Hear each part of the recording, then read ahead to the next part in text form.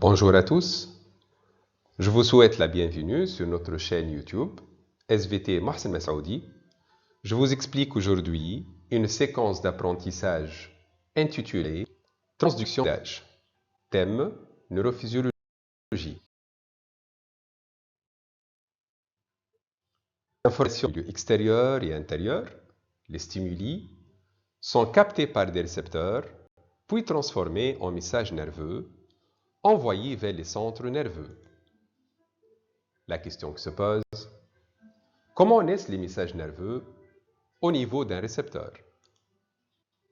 Et comment le centre nerveux est informé sur l'intensité du stimulus? Tout d'abord, on va commencer par les récepteurs sensoriels, ainsi que ses différents types. Au niveau du corps, il y a plusieurs types de récepteurs qui sont placés au niveau de la peau, tels que plexus des follicules pileux, les terminaisons nerveuses libres réagissant à la douleur, les corpuscules de Meissner,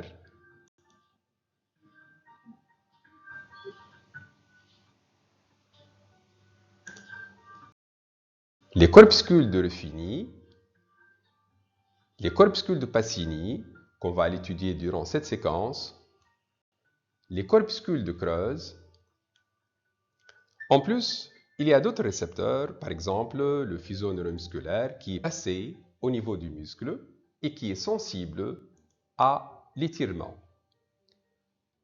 Les récepteurs, tout d'abord, on les classe selon les natures du stimulus. Par exemple, les récepteurs sensibles à la pression qui est une force mécanique sont des mécanorécepteurs. Sensibles à la température, thermorécepteurs. Sensibles à une substance chimique, des chémorécepteurs. Sensibles à la lumière, des photorécepteurs, par exemple localisés au niveau des yeux. Sensibles à la variation de la pression artérielle, des barorécepteurs.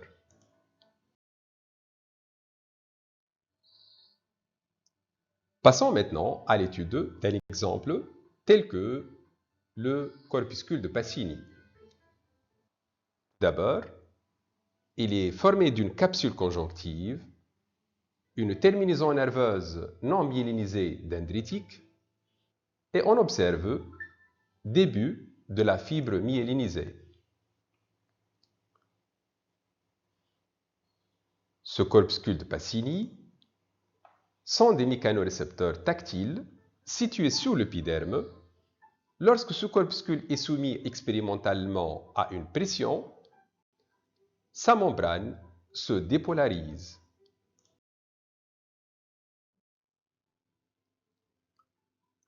Passons maintenant à la naissance d'un message nerveux au niveau d'un récepteur sensoriel. Notre dispositif expérimental est formé d'un système permettant d'appliquer des pressions d'intensité variable sur le corpuscule de Pacini qui est placé dans une solution de liquide physiologique. On va mettre des électrodes réceptrices branchées à un oscilloscope, R1 placé au niveau de la terminaison dendritique, R2 placé au niveau du premier nœud de Ranvier et R3 au niveau du deuxième nœud de Ranvier.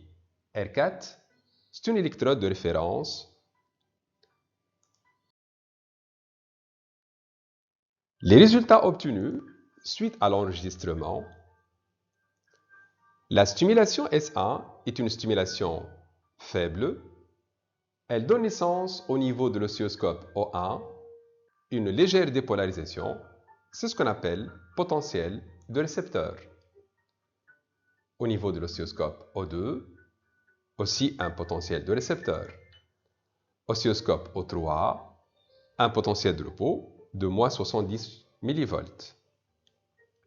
Si on augmente l'intensité de stimulation, S2, on obtient au niveau de l'oscilloscope O1 potentiel de récepteur qui diminue d'amplitude et donne aussi au niveau de l'oscilloscope O2 potentiel de récepteur. puis un potentiel de repos au niveau de l'oscilloscope 3. La stimulation S3, avec une intensité plus élevée que I2, donne un potentiel de récepteur au niveau de l'oscilloscope O1, un PA d'amplitude 100 mV au niveau de l'oscilloscope O2, et un PA d'amplitude 100 mV aussi au niveau de l'oscilloscope O3.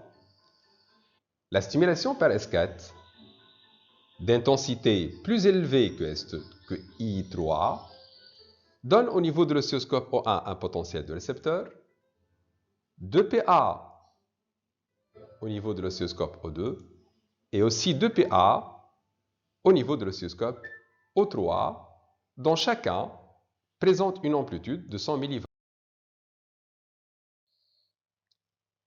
Passons à l'interprétation de ces résultats obtenus. Tout d'abord, l'étirement de récepteur crée au niveau de l'extrémité de la fibre sensitive une dépolarisation appelée potentiel de récepteur ou potentiel générateur. L'amplitude de ce potentiel augmente avec l'augmentation de l'intensité du stimulus. Il est graduable, codé en amplitude. Le potentiel de récepteur se propage sur une courte distance, avec amortissement. Il est à décrément spatial. Au niveau du premier nœud de Ranvier, si le potentiel de récepteur atteint la valeur seuil, moins 50 mV, il se déclenche un potentiel d'action. Au niveau de l'extrémité de la fibre sensitive, on n'enregistre que des potentiels de récepteur, même si leur amplitude atteint le seuil. C'est au niveau du premier nœud de Ranvier que se créent les PA. Passons maintenant au rôle du récepteur sensoriel dans la transduction. Un récepteur sensoriel comme le corpuscule de Pacini présente deux sites. Un site transducteur, extrémité de la fibre nerveuse, lieu où naissent les potentiels de récepteur. À ce niveau, l'énergie mécanique du stimulus, la pression, a été convertie en une énergie électrique. Et il y a un autre site, c'est le site générateur, premier nœud de Ranvier, lieu où naissent les potentiels d'action lorsque l'amplitude du potentiel de récepteur est supérieure ou égale au seuil. Passons au codage du message nerveux au niveau d'un récepteur sensoriel. La stimulation S3 a créé au niveau du premier nœud de Ranvier un seul potentiel d'action d'amplitude 100 mV. Par contre, la stimulation par S4 d'intensité I4 supérieure à I3 a créé au niveau du premier nœud de Ranvier deux potentiels d'action d'amplitude 100 mV chacun. Plus l'intensité du stimulus augmente, plus la fréquence des potentiels d'action augmente, alors que l'amplitude reste constante.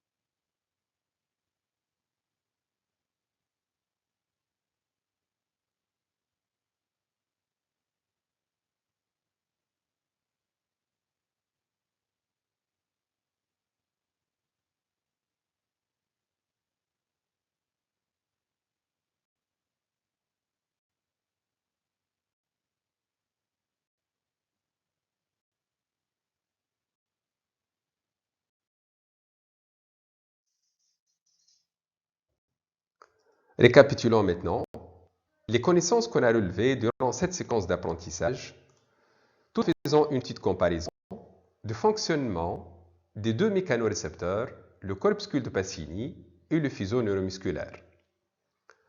Tout d'abord, la stimulation du corpuscule de Pacini par une intensité I1 donne en R1 une légère dépolarisation, c'est un potentiel de récepteur qui diminue d'amplitude avec la distance. En augmentant l'intensité de stimulation, l'amplitude de potentiel de récepteur augmente, R1. Si on applique maintenant une stimulation ST3, elle donne en R1 un potentiel de récepteur qui atteint le seuil, mais aussi dépasse le seuil, et n'a pas déclenché un potentiel d'action en R1, vu que, au niveau du site transducteur, il n'y a pas de CVD à Na+ et K+. Ce potentiel de récepteur diminue d'amplitude. Si au niveau de R2 atteint le seuil, comme dans notre cas, il déclenche un potentiel d'action propageable et enregistré aussi en R3. Maintenant, l'augmentation de l'intensité de stimulation appliquée sur le corpuscule de Pacini augmente la fréquence de PA en R2. On a 2 PA, puis 3 PA. Donc, le message nerveux généré est codé en modulation de fréquence. Pour le fuseau neuromusculaire, la stimulation, elle donne en R1 un potentiel de récepteur qui diminue d'amplitude. Si on augmente l'intensité de stimulation, elle donne un potentiel de récepteur plus ample. Et si on augmente l'intensité de stimulation encore, donne un potentiel d'action en R2 qui se propage. En augmentant l'intensité de stimulation, c'est la fréquence de PA au niveau du site générateur qui augmente. Donc, le message nerveux aussi généré est codé en modulation de fréquence de PA.